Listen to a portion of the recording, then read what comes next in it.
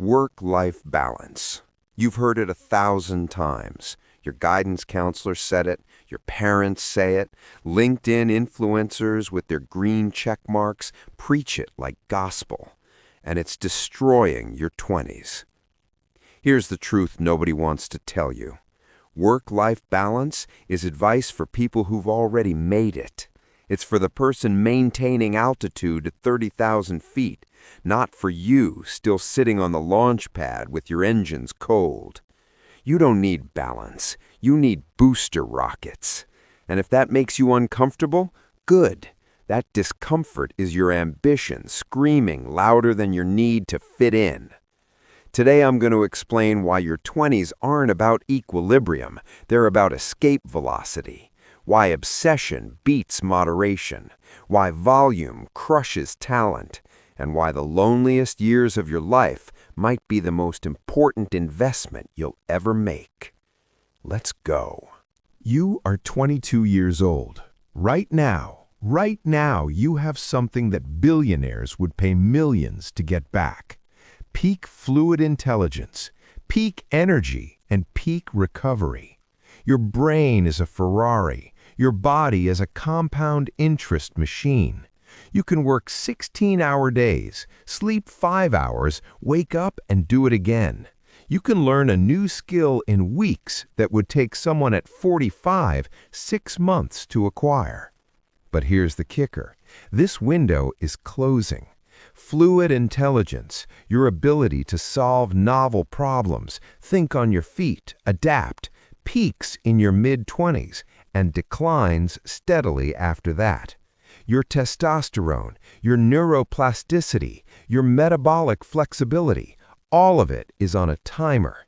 And yet, what does society tell you to do with this biological jackpot? Take it easy, enjoy your youth, find balance. That's like being handed a rocket ship and using it as a lawn ornament.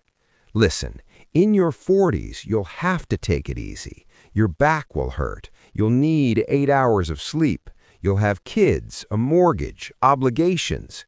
But right now you have unlimited shots on goal with zero downside risk. Because here's the second part of your unfair advantage. You're at zero.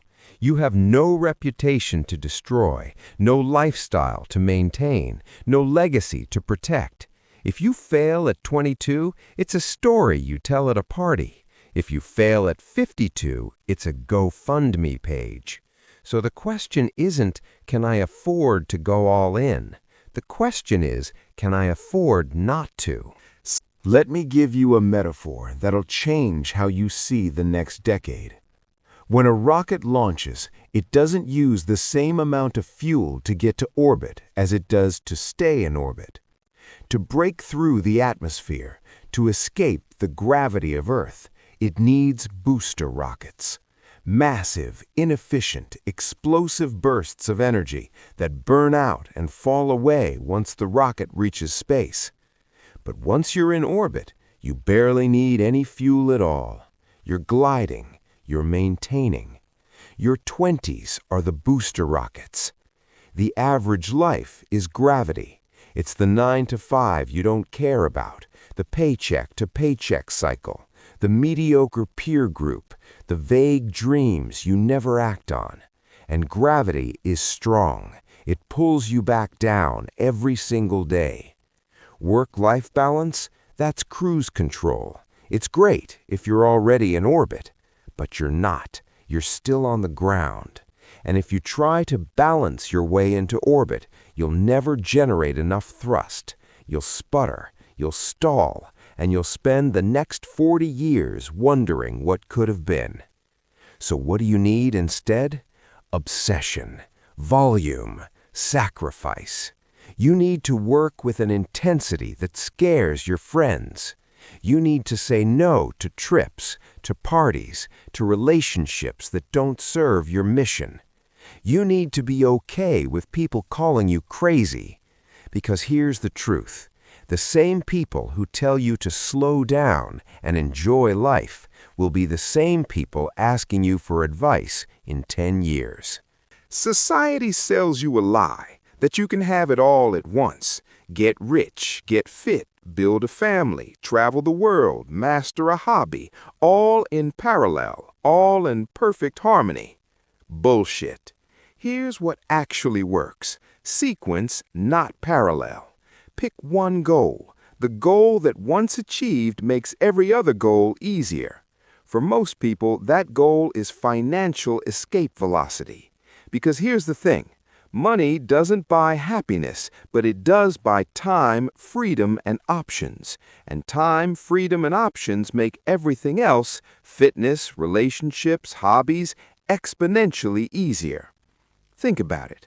If you spend your 20s getting in shape, getting married, having kids, and trying to build wealth, you'll do all of them poorly. You'll be the dad bod, the strained marriage, the mediocre business, and the vague regret. But if you sequence, if you say, for the next 5 years I'm going full obsession on building wealth, then I'll layer in the rest, you win. You get rich first, then you hire the trainer, the chef, the nanny. You travel first class instead of backpacking. You choose your partner from a position of abundance instead of desperation. I know what you're thinking, but what about living in the moment? What about enjoying my youth? Here's my answer. You can enjoy your 20s or you can own your 40s. I'd rather be lonely and broke at 24 than lonely and broke at 54. So sacrifice the distractions, not forever, just first, because the world rewards sequence and it punishes the greedy attempt to do everything at once. Let's talk about your friends, the ones who tell you you're working too hard, the ones who say you're missing out, the ones who post their brunch photos and beach trips and humble brags about work-life balance.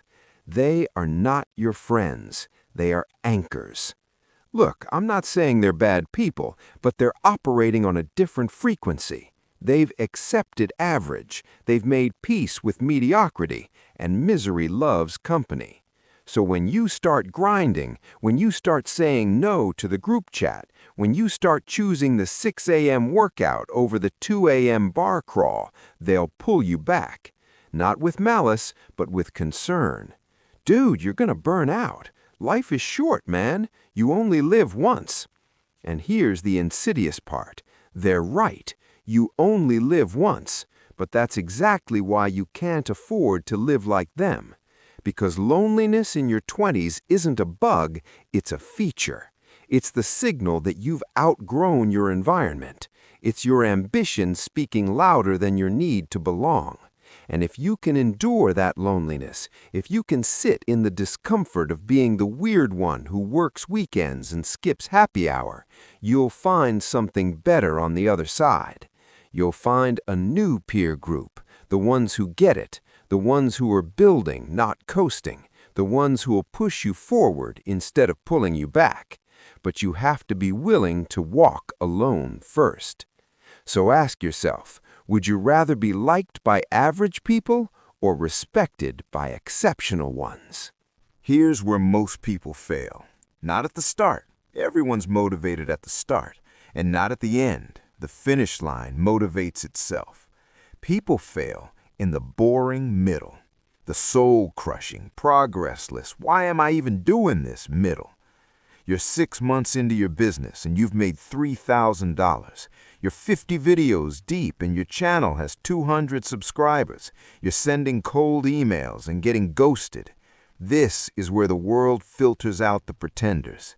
Because here's the truth. Volume negates luck. You think you're unlucky? You think the algorithm hates you? You think the market's against you? No, you just haven't done enough reps. The person who sends 400 cold emails will get different results than the person who sends 4. The person who posts 400 videos will crack the code that the person who posts 4 never will. Luck is a surface area problem. The more shots you take, the more lucky you get. But volume requires something most people don't have, the ability to suffer without feedback. You have to be okay with doing the work when nobody's watching, when nobody's clapping, when your bank account isn't moving and your Instagram isn't popping. You have to trust the process when the process feels broken. And here's the kicker. The world doesn't respect youth. It doesn't care that you're trying. It's skeptical, dismissive, and waiting for you to quit. So when you feel like you're dying, when the workload feels unbearable and the progress feels invisible, you're not dying. You're fine. You're just discovering new capacity. You're expanding your tolerance for discomfort. And that tolerance, that ability to keep going when it sucks, is the only competitive advantage that can't be bought, copied, or inherited. So do the reps, all of them, even when it's boring, especially when it's boring. So, why do all this? Why grind in your 20s? Why sacrifice the parties, the trips, the balance, so you can have margin in your 40s? Margin is the space between your income and your obligations. It's the ability to say no. It's the freedom to choose projects you love instead of projects that pay. It's the option to work because you want to, not because you have to. And here's the terrifying stat. 40% of high earners live paycheck to paycheck. Six-figure salaries, nice houses, German cars, and zero margin. Why? Because they never built a buffer. They never said no. They never delayed gratification. They spent their 20s enjoying life, and now they're trapped in a golden cage. Don't be them. Grind now. Build the buffer, get to escape velocity, so that in your 40s, when your back hurts and your kids need you and you finally want balance, you can afford it. Not because you're lucky, because you were willing to be uncomfortable when everyone else was comfortable. So, here's your call to action. Go home, open your Notes app, and answer this question. How would I guarantee I stay mediocre for the next 40 years? Write the list, be honest, then do the exact opposite. Say no to balance, say yes to obsession. Say no to the peer group that wants you average. Say yes to the loneliness that builds legends. Say no to parallel goals. Say yes to the one thing that makes everything else easier. Because your 20s aren't about living in the moment. They're about buying the dip of your own suffering so you can cash out later. The booster rockets burn hot. They're loud. They're uncomfortable. But they're the only way to escape gravity. So strap in, light the engines, and let's go.